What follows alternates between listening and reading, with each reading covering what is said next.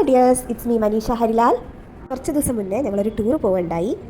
എൻ്റെ ഫാമിലീൻ്റെ കൂടെയാണ് പോയത്. അച്ഛൻ, അമ്മ, മൃദുൽ, മഞ്ജു, ഹരി, പിന്നെ ഞാനും. ട്രിപ്പ് സ്റ്റാർട്ട് ചെയ്തത് എൻ്റെ വീട്ടിൽ നിന്നാണ്.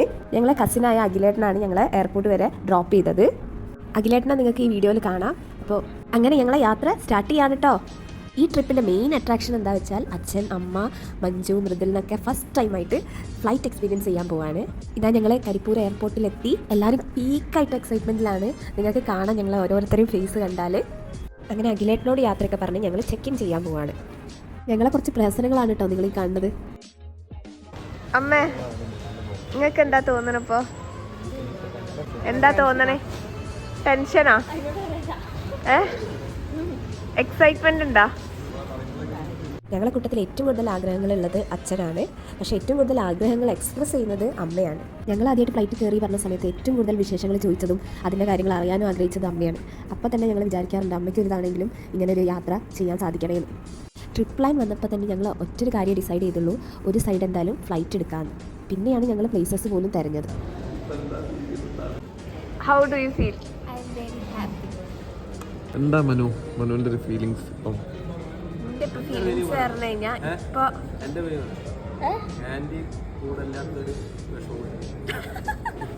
എന്താ വെച്ചാല് അച്ഛൻ്റെയും അമ്മേൻ്റെയും പിന്നെ എൻ്റെ മൊത്തം ഫാമിലി, ഹരി, മൃദുല്, മഞ്ജു എല്ലാവരും കൂടെ ഒരു യാത്ര. എന്താ ഫീൽ ചെയ്യണേ? ഇതിലേക്ക് ഇത് നല്ലൊരു ഹാപ്പി ആയി തോന്നുന്നുണ്ടെങ്കിലും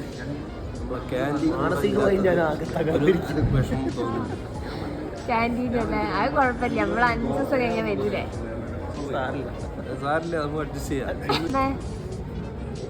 അമ്മയ്ക്ക് എന്താ ഇപ്പൊ പറയാൻ തോന്നണേ? ഫ്ലൈറ്റ് കയറാണ്ട് ആഗ്രഹം സാധിക്കാൻ പോവാ. അപ്പൊ എങ്ങട്ടാ പോണേ? അമ്മയ്ക്ക് ഇത് ആഗ്രഹം ഉണ്ടായിരുന്നോ? കയറി വെക്കണമെന്നുണ്ടായിരുന്നു, ഒന്ന് കാണണം എന്നുണ്ടായിരുന്നു. കയറണം എന്നില്ല, കാണണം എന്നുണ്ടായിരുന്നു. അപ്പൊ അത് നടക്കാൻ പോവല്ലേ? സന്തോഷം ഉണ്ടോ? Going first time in the flight. You?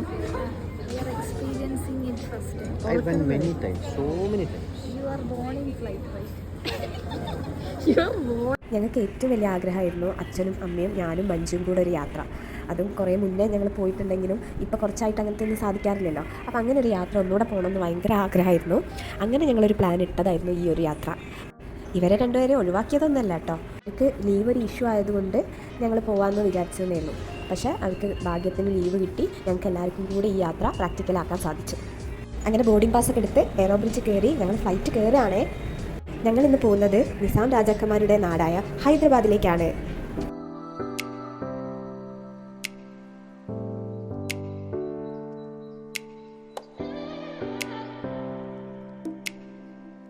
അച്ഛനും അമ്മയും ടേക്ക് ഓഫ് ഒരു ചെറിയ പേടിയോടെ ആസ്വദിക്കുന്നത് കണ്ടില്ലേ നിങ്ങൾ? മഞ്ജു ആണെങ്കിലും മൃദുല ആണെങ്കിലും ഈ ഒരു മൊമെൻറ്റ് ഒരുപാട് എൻജോയ് ചെയ്യുന്നുണ്ട്. നമുക്കത് അവരെ കാണുമ്പോൾ തന്നെ മനസ്സിലാവും. ഈ ഒരു എക്സ്പീരിയൻസ് നമ്മൾ എത്ര തവണ പോയാലും നമുക്ക് ഓരോരുത്തർക്കും ഭയങ്കര സ്പെഷ്യലായിരിക്കും അല്ലേ? എൻ്റെ അച്ഛനും അമ്മയും അവരെ സന്തോഷങ്ങളും അവരെ ആഗ്രഹങ്ങളും അവരെ സ്വപ്നങ്ങളൊക്കെ സെക്കൻഡ് പ്രയോറിറ്റി വെച്ച് ഞങ്ങളെ കാര്യങ്ങളൊക്കെ എപ്പോഴും നടത്തി തരാറാണ് പതിവ്. ഒട്ടുമിക്ക പാരൻസും അങ്ങനെ തന്നെയല്ലേ? ഇപ്പോൾ അവരെ ആഗ്രഹങ്ങളൊക്കെ പിന്നേക്ക് വെക്കാതെ അവരിപ്പോൾ ചെയ്യുന്നത് കാണുമ്പോൾ ഒരുപാട് സന്തോഷമുണ്ട് ഞങ്ങൾക്ക്. നമ്മൾ ഈ ഒരു എക്സ്പീരിയൻസ് മാത്രമല്ല, നമുക്ക് എന്ത് ചെറിയ ആഗ്രഹങ്ങളോ എന്ത് വലിയ ആഗ്രഹങ്ങളോ ഉണ്ടെങ്കിൽ നമുക്ക് ചെയ്യാൻ, നമുക്ക് ഈ ഒരു ലൈഫല്ലേ ഉള്ളൂ. അങ്ങനെ ഞങ്ങൾ ഹൈദരാബാദ് എയർപോർട്ടിലെത്തി. ഹൈദരാബാദ് കറങ്ങാൻ വേണ്ടി സെൽഫ് ഡ്രൈവിംഗ് കാറ് ഞങ്ങൾ പ്രീ ബുക്ക് ചെയ്ത് വെച്ചിരുന്നു. അത് കറക്റ്റ് ടൈം പിക്കപ്പ് ചെയ്യാൻ പറ്റി. വണ്ടി പിക്കപ്പ് ചെയ്ത ശേഷം ഞങ്ങൾ ആദ്യം തന്നെ ഭക്ഷണം കഴിക്കാനാണ് പോയത്. അതും നമ്മളെ ഏറ്റവും സ്പെഷ്യലായ ഹൈദരാബാദി ബിരിയാണി. ഹൈദരാബാദിലെ ഫേമസ് ബിരിയാണി സ്പോട്ടായ പാരഡൈസിലാണ് അന്ന് ഞങ്ങൾ കയറിയത്. ഇവർക്ക് അവിടെ കുറേ ബ്രാഞ്ചസ് ഉണ്ട്. ഞങ്ങൾ എയർപോർട്ടിൻ്റെ അടുത്തുള്ള ശംഷാബാദ് ബ്രാഞ്ചിലാണ് പോയത്. ഞാൻ നിങ്ങൾക്ക് ഒരു ചലഞ്ച് ചെയ്യുകയാണ്.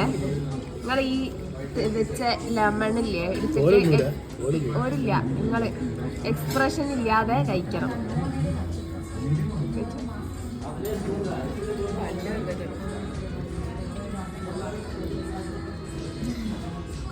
അല്ലെങ്കിൽ ഒരു എക്സ്പ്രസ് ചെയ്യാത്ത മനുഷ്യനാണ്. നല്ല ഒത്തൻറ്റിക് ഹൈദരാബാദി ബിരിയാണിയൊക്കെ കഴിച്ച ശേഷം ഞങ്ങൾ മെല്ലെ സ്റ്റേ ചെയ്യുന്ന സ്ഥലത്തേക്ക് പോവുകയാണ്. സ്റ്റേ ചെയ്യാൻ ഞങ്ങൾ എടുത്തത് ഒരു അപ്പാർട്ട്മെൻറ്റാണ്.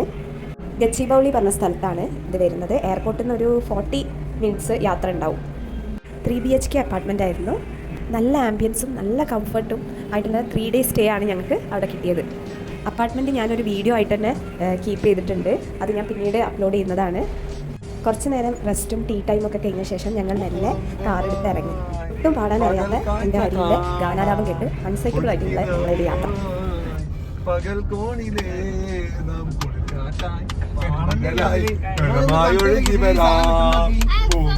ഞങ്ങൾ ആദ്യം പോകുന്നത് ഹുസൈൻ സാഗർ ലേക്കിലേക്കാണ്. നമ്മൾ ഈ കാണുന്നത് തെലങ്കാന സ്റ്റേറ്റിൻ്റെ സെക്രട്ടേറിയറ്റ് ആണ്. അതിൻ്റെ സമീപത്തായിട്ട് BR അംബേദ്കറിൻ്റെ സ്റ്റാച്ചു വരുന്നുണ്ട്.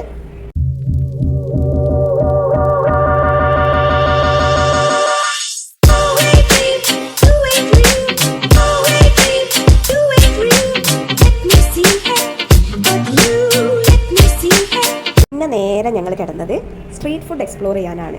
ഏതൊക്കെയോ ഒക്കെ കുറേ വലിച്ചു വാരി കഴിച്ച്. ഞങ്ങൾ നൂഡിൽസ് കഴിച്ച്, ബ്രെഡ് ഓംലെറ്റ് കഴിച്ച്, പിന്നെ ബേൽപുരി, പാനിപ്പൂരി, അങ്ങനെ കുറേ പുരികളൊക്കെ കഴിച്ച്. പൊതുവേ ഈ സ്ട്രീറ്റ് ഫുഡ് എക്സ്പ്ലോർ ചെയ്യാറുണ്ട് എൻ്റെ ലൈഫിൽ അത് ഫസ്റ്റ് എക്സ്പീരിയൻസ് ആണ്. അപ്പോൾ ഇത് നല്ല രസമായിരുന്നു.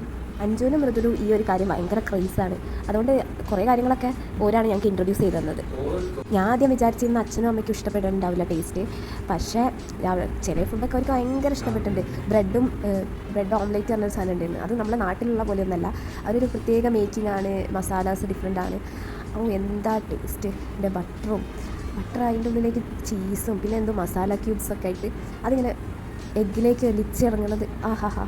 പിന്നെ ഞങ്ങൾ ഹുസൈൻ സാഗർ ലേക്കിലെത്തി. ഈ ഹുസൈൻ സാഗർ ലേക്കിലേക്ക് പോകുന്ന ചുറ്റുമാണ് ഈ ലുംബിനി പാർക്ക് എന്ന പാർക്കുള്ളത്. അവിടെ കുറേ എൻ്റർടൈൻമെൻറ്റ് പരിപാടികളൊക്കെ ഉണ്ട്. ഇതാ എൻ്റെ ഫസ്റ്റ് എൻ്റർടൈൻമെൻറ്റ് നിങ്ങളിതാ ഇവിടെ കാണുകയാണ്.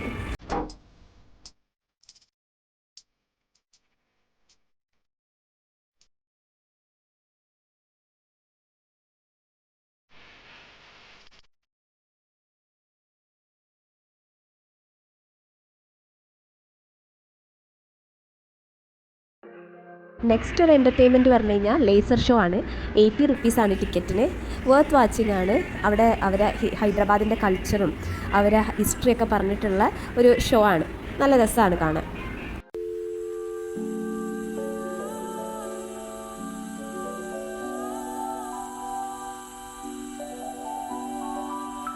പിന്നെ അടുത്തൊരു അട്രാക്ഷൻ പറഞ്ഞാൽ ബുദ്ധ സ്റ്റാച്ചു വിസിറ്റാണ്. അത് നമ്മളെ ലേക്കിൻ്റെ നടുവിലേക്ക് ആ സ്റ്റാച്ചു സ്ഥിതി ചെയ്യുന്ന സ്ഥലത്തേക്ക് കൊണ്ടുപോകും. ബോട്ടിലാണ് കൊണ്ടുപോവുക. ടിക്കറ്റ് പ്രൈസ് 100 റുപ്പീസ് ആയിരുന്നു. പിന്നെ DJ ബോട്ട് ഉണ്ട്. അവിടെ അങ്ങനെ വിളിച്ച് പറയുന്നുണ്ടാവും. ഡാൻസിങ് ബോട്ട് പറഞ്ഞിട്ട് വിളിച്ച് പറയുന്നുണ്ടാവും. അതേപോലെ സ്പീഡ് ബോട്ട് ഉണ്ട്. അങ്ങനെ കുറച്ച് വാട്ടർ റൈഡ്സൊക്കെ ആയിട്ട് രസമാണ്. ഞങ്ങൾ പിന്നെ നൈറ്റ് പോയതുകൊണ്ട് തന്നെ ഞങ്ങൾക്ക് അഡ്വഞ്ചറായിട്ടുള്ള കാര്യങ്ങളൊന്നും ചെയ്യാൻ പറ്റില്ല. ഞങ്ങൾ ജസ്റ്റ് ബുദ്ധ വിസിറ്റ് മാത്രം നടത്തി. ഞങ്ങൾ 100 റുപ്പീസ് ടിക്കറ്റിൻ്റെ ആ ഒരു ബോട്ടിലാണ് പോയത്. കുറേ ആൾക്കാരുണ്ടാവും. നമുക്ക് സേഫ്റ്റി ജാക്കറ്റ്സ് ഒക്കെ തരും. നമുക്ക് പോയി അവിടെ ജസ്റ്റ് കാണാം, കുറച്ച് ഫോട്ടോസൊക്കെ എടുത്ത് അടുത്ത ബോട്ടിൽ തിരിച്ചു വരാം. ബുദ്ധ വിസിറ്റ് നടത്താൻ ഏറ്റവും നല്ലത് നൈറ്റ് തന്നെയാണ്. കാരണം നല്ല ലൈറ്റൊക്കെ ഡെക്കറേറ്റ് ചെയ്ത് നല്ല ഭംഗിയാണ്. ഉച്ചയ്ക്ക് വന്നു കഴിഞ്ഞാൽ ഈ സ്ഥലം കുറച്ചുകൂടെ കാണാൻ പറ്റുമെങ്കിലും ഭയങ്കര എക്സോസ്റ്റഡ് ആവും. ബുദ്ധ വിസിറ്റ് കഴിഞ്ഞ് ഞങ്ങൾ തിരിച്ചു വന്നതോടെ ഞങ്ങൾ ഡേ 1 സൈറ്റ് സീയിങ് ഞങ്ങൾ അവസാനിപ്പിച്ചു. ഡിന്നർ കഴിക്കാൻ വേണ്ടി പോവുകയാണ്. ബാവർച്ചി പറഞ്ഞിട്ടുള്ള ഹൈദരാബാദിലെ ഏറ്റവും ഫേമസ് ആയിട്ടുള്ള ഫുഡ് സ്പോട്ടിലാണ് ഞങ്ങൾ ഇന്ന് ഡിന്നർ കഴിക്കാൻ വന്നിട്ടുള്ളത്. ഇവരെ ഏറ്റവും സ്റ്റേറ്റ്മെൻ്റ് ആയിട്ടുള്ള ഫുഡ് ഐറ്റം പറഞ്ഞാൽ ബിരിയാണിയാണ്. അതുകൊണ്ട് തന്നെ ഞാനും ഹരിയും അതാണ് ടേസ്റ്റ് ചെയ്തത്. ഉച്ചയ്ക്ക് ബിരിയാണി ആയതുകൊണ്ട് തന്നെ അവർ ബട്ടർ നാനും മട്ടൻ കറിയും കബാബൊക്കെയാണ് ഓർഡർ ചെയ്തത്. ബിരിയാണി ഒരു രക്ഷയില്ലാത്ത ടേസ്റ്റാണ്. ചിക്കനൊക്കെ എന്ത് സോഫ്റ്റാണ്, ഒരു രക്ഷയില്ല. ഡിന്നറിന് ശേഷം ഞങ്ങൾ അപ്പാർട്ട്മെൻറ്റിലേക്ക് തിരിച്ചെത്തി. And the day was well spend. ഇത് day 1 വ്ളോഗാണ്. Do wait for our second vlog. Okay then by.